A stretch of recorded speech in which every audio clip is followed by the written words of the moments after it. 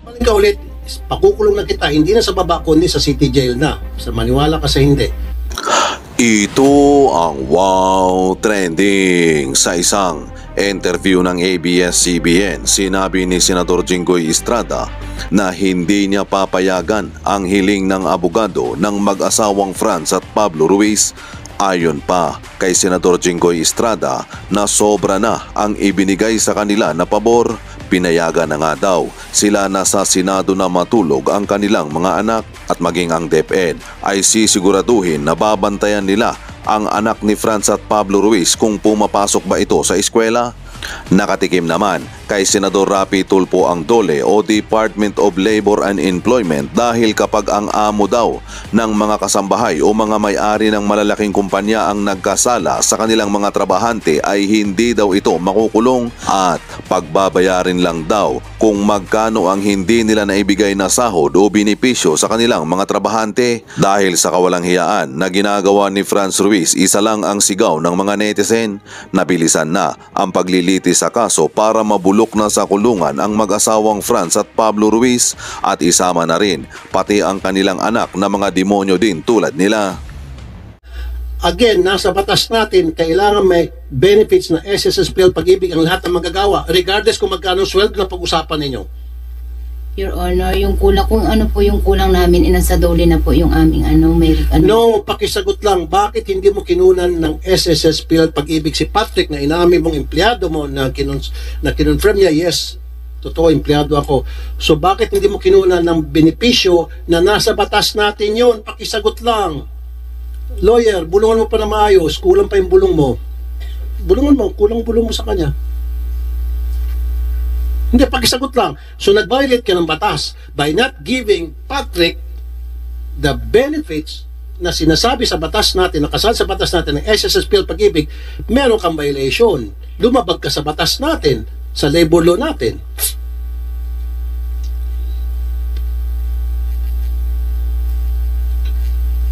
Your Honor, yung kung ano man po yung pagkukulang namin, sasagutin naman po namin kasi may kaso naman na sa DOLE.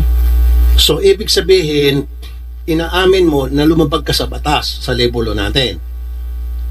At meron ng kaso sa DOLE. Ano yung sabihin may kaso sa DOLE? Nagdemanda sila sa'yo? Nagreklamo sa DOLE? Yung kakulangan po namin sa... Hindi. Nagreklamo sila sa DOLE? Tatawagan kong DOLE dahil kapag nagsinungaling ka ulit, pakukulong na kita, hindi na sa baba kundi sa city jail na. Sa maniwala ka sa hindi. May notice kasama yung mister mo. May notice of conference na po kami sa DOLE. No. Yung, di ba nag-violate ka? Opo. Okay. So dahil dyan sa violation na yan, ano yung natanggap mo mula sa DOLE? Ikaw ba ay pinuntahan ng DOLE? O nagreklamo ba sila sa DOLE kaya nakatanggap ka ng notice sa DOLE? Hindi, siya po dapat magsagot.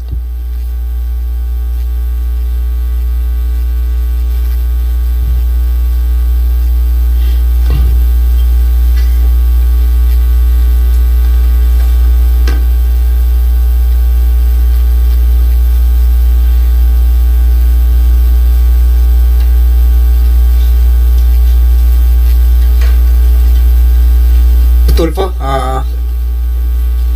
how long will your questioning still? Sir, last na naman po. Sir, Your Honor.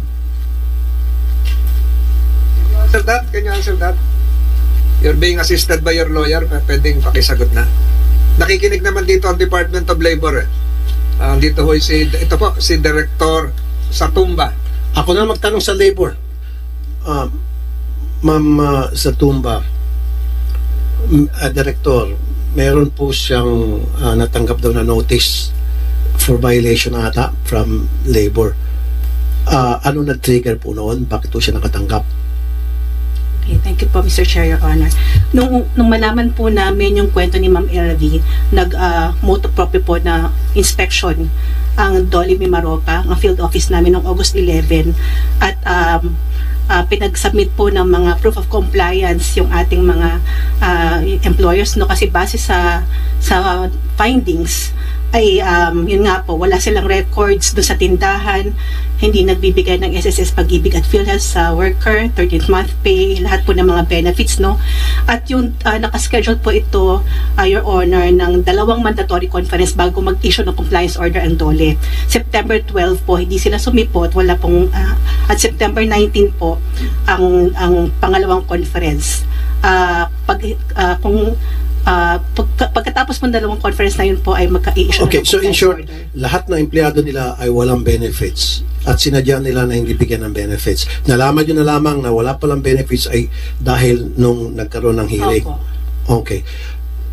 So far, ano problema ito sa inyong investigasyon? Pero sir, ito lang yung mga nandun sa tindahan nila nung time na yon. Kasi Right. sila, baka po yung iba ay wala na nung time na yon eh. Pero hahabulin pa rin po natin yung mga hindi nila sunod. So anong violation? Dan sa violation nila, anong kaparusahan ang ipapataw after na makomplete yung investigation nyo and nakita nyo na guilty siya? Iko-compute po namin, sir, kung magkano yung dapat na sweldo ng mga tao na nandun sa tindahan at yun po ay kailangan I-compute. bayaran. And then anong parusa? Anong parusa? Anong parusa? See? Stop. Ito, Mr. Chair, ang sinasabi ko eh. Ito eh. Stupid law. Qualified, sandali lang po. Sorry. I mean, hindi patas ang batas.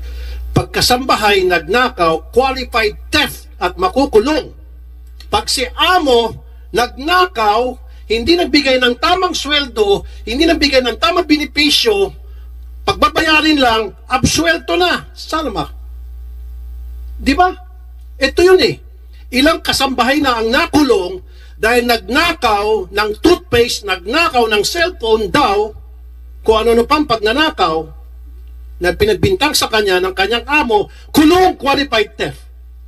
Pero si amo, nakaw ng sweldo sa mga empleyado at mga benepisyo, at kapag nalaman ng DOLE, walang parusa kundi pagbabayarin lang. Walang kulong. Mapapamura lang tayo rito. This is a big injustice to the poor. See? Kaya tatanungin kita, anong parusa, Direktor? Sir, Gusto ko kulong. Kasi kung hindi, then it's about time baguhin natin batas natin, Mr. Chair. We have to come up with legislation na dapat lahat ng amo na nagnanakaw sa kanilang mga empleyado talagang makulong. And meron akong bill na qualified theft. Director, wage theft. Laban sa mga... cite other provisions of the Labor Code of the Philippines, or if you're not in a position, just say so. sir, yung violations naman po pagdating sa batas kasambahay, administrative fine. No, ibig sabihin, yung mga amo, alisin natin sa kasambahay. Kahit na sino. Kapag yung amo nagnakaw sa kanyang tauhan, meron pa pagkakakulong? Kaya na, Mr. Chair, meron akong bill na pinasa ko na yung wage theft na para itong mga walang hiyang amo makatikim ng kulong. Kasi napakadaling sila magpakulong ng kanilang kasambahay at mga tauhan kapag nagnakaw ng kung anumang bagay na binibintang nila. Samantalang pag sila nagnakaw ng sweldo at benepisyo sa kanilang mga tao, hindi sila kukulong. Pagbabayarin lang DOLE. Isolid mo lang perang hindi mo isolid mo lang perang ninakaw mo. Yung sweldo ninakaw mo pakisoli, yung benepisyo ninakaw pakisoli, walang pagkakakulong. Hindi patas ang batas. No. Mr. Estrada, would you like to interject? You're the author of the Kasambahay Law. With the permission of Senator Tulfo, we are here to investigate this maltreatment of this kasambahay named Aling LV in aid of legislation. Yes, I am the main author of Batas Kasambahay, and I am open to revise or to amend or to improve this Kasambahay bill. That is why I am thankful to the chairman of the Committee on Justice that he has conducted several hearings with regard to this to the maltreatment of Manang LV, and as what you said, Senator Tulfo, you are one with me in improving this Batas Kasambahay bill. That is why I as a the principal author of Kasambahay Bill admits that there are some loopholes in this bill. That is why I am open to amending or revising this particular bill. Thank you, Mr. Estrada. Mr. Chair, not only dun sa mga kasambahay, maging sa mga trabahador, with that trabahador sa factory, trabahador sa security guard, factory worker, ganun eh. Sabi na rin natin, Senator Tulfo, yung mga construction worker. Pag Sabado, walang sweldo yung iba. Yes, pag nanakaw yun. Na, pati face mask. Hindi lang po kasambahay. Hindi, ibahin natin kasi hindi sila kasama sa bahay. So, sige, that's a separate bill. Yeah, I know. What I'm trying to say in general, Senator Estrada, hindi lang yung sa kasambahay law, kundi maging sa lahat ng batas, labor code natin, dapat yun yung babaguhin. Yun yung siguro babaguhin natin dahil maging yung sa mga factory worker, maging sa mga security agents, security guard, maging yung sa mga nagtatrabaho sa kahera, sa tindahan, ninanakawan po, even while we speak, libo-libo pong mga manggagawa na ninanakawan po araw-araw ng kanilang mga amo. And yet, kapag na-discover later on ng dole na ninanakawan yung kanilang mga magagawa, yung dole, inspection, and then pag nakita na guilty, pagbabayarin lang, sabihin, isoli mo lang ninakaw mo sa iyong mga empleyado, and then, tapos na.